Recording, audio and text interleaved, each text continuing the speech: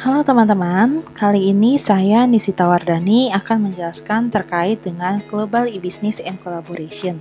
Ada 4 hal yang akan dibahas di dalam topik kali ini, yaitu yang pertama terkait dengan sistem informasi yang digunakan untuk menjalankan suatu proses bisnis, dan yang kedua, sistem yang akan digunakan untuk berbagai macam dari grup level manajemen, dan bagaimana kaitannya dengan apakah dia bisa menunjang kinerja di dalam organisasi tersebut atau tidak. Dan yang ketiga, ini dikaitkan dengan sistem yang bisa digunakan untuk membantu berkolaborasi baik dengan pihak internal maupun eksternal, serta kaitannya dengan membuat bisnis dalam bentuk lingkup sosial. Lalu yang keempat adalah peranan fungsi sistem informasi yang akan digunakan untuk menjalankan bisnis. Nah, kita akan masuk ke bagian yang bahasan pertama. Di sini, pembahasan pertama terkait dengan proses bisnis yang digunakan itu didukung oleh adanya sistem informasi.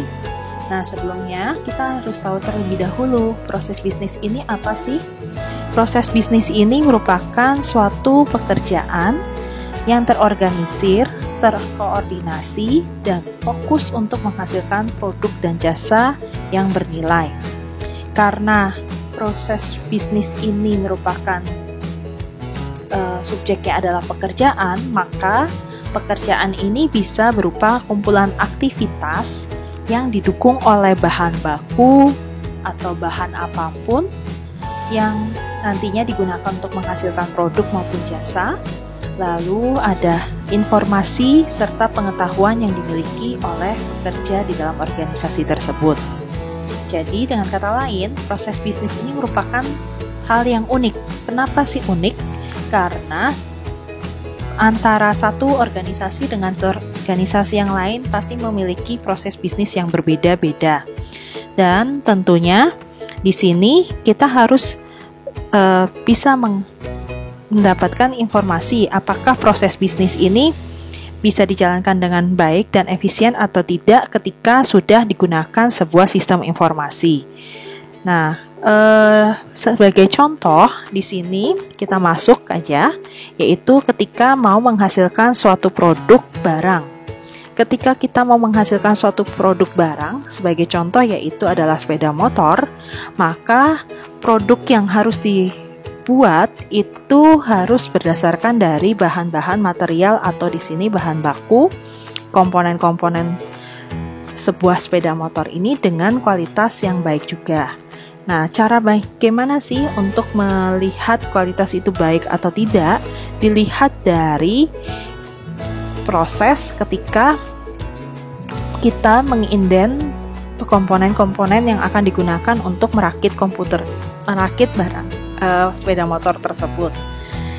Nah, di sini dimulai dengan merakitnya, yaitu bahan yang digunakan untuk sepeda motor apa saja, yaitu ada ban, gear, lalu mesin, lalu ada kerangka motornya, ada knalpotnya, lalu kemudian ada kabel speedometer, stang, dan segala macam. Nah, tentunya ketika barang itu sudah hadir di bengkel ataupun di tempat untuk perakitan motor, maka dicek apakah barang ini cacat atau tidak kualitasnya. Ketika sudah dicek, oke, jadi bisa untuk digunakan untuk proses selanjutnya dirakit, maka selesai produk itu selesai dirakit, kita juga harus tahu apakah produk ini layak untuk digunakan oleh konsumen atau tidak. Ketika oke, maka kita bisalah mengeluarkan yang namanya producing bills of material, yaitu berapa sih bahan baku yang digunakan, harganya berapa, lalu barang ini sudah jadi berapa harganya, bisa dihitung juga dengan HPP-nya seperti apa. Lalu contoh yang kedua, sebagai contoh yaitu bagian finance and accounting. Nah, dari produk motor yang tadi mau dibeli oleh si konsumen, apakah mau dibeli secara tunai atau kredit? Ketika diputuskan untuk dibeli secara kredit, maka bagian financing itu pun juga harus mengetahui track record dari pelanggan ini bagaimana, apakah dia sanggup tidak untuk membayar produk tersebut. Lalu yang kedua, perlu dicek juga dengan yang namanya laporan pendapatan dari si pelanggan. Jangan sampai ketika kita sudah oke untuk memberikan kredit, ternyata pihak pelanggan tidak sanggup untuk membayar, sehingga nanti yang ada kita malah membuat piutang tak tertagih. Lalu di sini juga ada yang namanya sebuah proses bisnis di human research. Nah, human research itu kenapa sih juga bisa dijadikan sebuah proses bisnis? Proses bisnis yang muncul dari sebuah unit human resource atau bagian sumber daya manusia, yaitu dimulai dengan meng-hiring employee, atau dengan kata lain, selain hiring atau menyewa, ini kita juga bisa merekrut karyawan. Ketika karyawan itu dipekerjakan, kita harus memberikan beberapa SOP yang ada di perusahaan, apakah nanti bagaimana cara mempresensi, lalu kemudian kerjanya harus berapa banyak, jam waktunya, lalu gajinya berapa, gajinya per bulan dibayar berapa. Nah, di sini juga perusahaan juga kadang ada yang menekankan untuk karyawan ini harus dinilai kinerjanya. Nah, ketika karyawan ini dinilai kinerjanya, maka apakah nanti diberikan dalam bentuk reward, yaitu bonus, atau dalam bentuk pujian, atau misalnya kalau kinerjanya buruk, apakah diberikan punishment atau sebagainya. Nah, ini juga harus dicek dengan baik. Jadi yang namanya proses bisnis itu merupakan kumpulan-kumpulan aktivitas gitu ya, yang ada di suatu unit atau di dalam organisasi, yang gunanya nanti untuk menunjang tujuan dari organisasi tersebut. Sebagai contoh lain lagi, yaitu adalah ilustrasi di dalam membuat mie instan. Mengapa sih saya memberikan contoh terkait dengan pembuatan mie instan? Nah, di dalam video yang ini di bagian popular.id, teman-teman nanti bisa melihatnya dengan sumber channel YouTube tersebut. Di sini ada informasi bahwa mie ini dibuat dengan beberapa tahap. Pertama, mulai dari pencampuran adonan, yaitu berupa tepung dengan air. Yang kedua, mempres atau membentuk suatu mie tersebut. Yang ketiga, di sini pembuatan mie yang sudah ada, lalu dibentuknya karena panjang, maka ada proses yaitu namanya slicer atau memotong mie menjadi beberapa bagian yang bentuknya panjang agar lebih mudah lagi untuk dikukus, sehingga nanti mie tersebut akan dicetak dalam bentuk yang sudah keras, dan ketika posisi mie itu sudah keras, maka lalu akan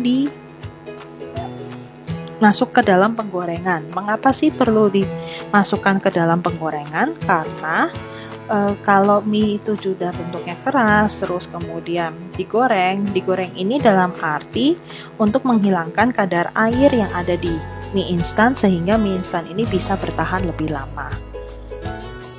Nah, ini juga adalah contoh di dalam proses selanjutnya, yaitu pemenuhan dalam ketika mau meng-apply suatu produk, yang di sini ternyata bagian penjualan menerapkan yang namanya pembayaran secara kredit.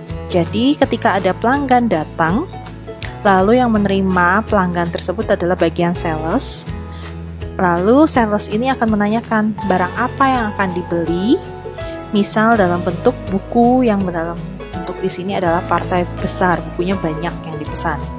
Nah, ketika sudah membuat order penjualan bagi si penjual, sedangkan bagi si pembeli namanya order pembelian barang. Di sini tentunya sebelum order ini di-oke atau mau dibayar dengan cara kredit maupun cash. Kalau dengan cash, maka ya sudah, buku itu akan dibeli terus diterima oleh pelanggan, lalu dibawa ke bagian pengiriman barang gitu ya. Lalu sehingga nanti produk itu akan sampai di pelanggan. Lain halnya jika produk ini dibeli ternyata secara kredit. Nah, ketika diproses secara kredit, maka bagian accounting pun harus mengecek bagaimana caranya produk yang sudah dibeli apakah masih bisa untuk dibayar secara kredit. Ketika mau dibayar secara kredit di sini, maka harus dicek. Bisa, oke, setuju kreditnya, tidak pernah mengutang di toko buku ini, pelanggannya ternyata pelanggan yang biasa membeli, punya track record bagus, maka baru dibuatlah invoice untuk pembayaran secara kredit.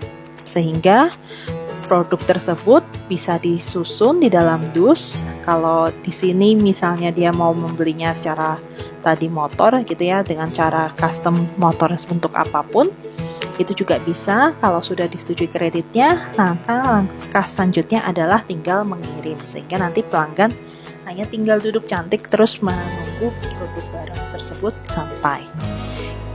Oke, sekian penjelasan saya terkait dengan bagian poin pertama. Nantikan video selanjutnya terkait dengan bagian poin kedua, yaitu penggunaan sistem informasi yang akan digunakan untuk membantu dalam menjalankan bisnis di tingkatan level manajemen, serta bagaimana kaitannya apakah sistem tersebut bisa membantu untuk meningkatkan kinerja organisasi atau tidak. Dan jangan lupa subscribe untuk lanjut menonton video selanjutnya. Terima kasih.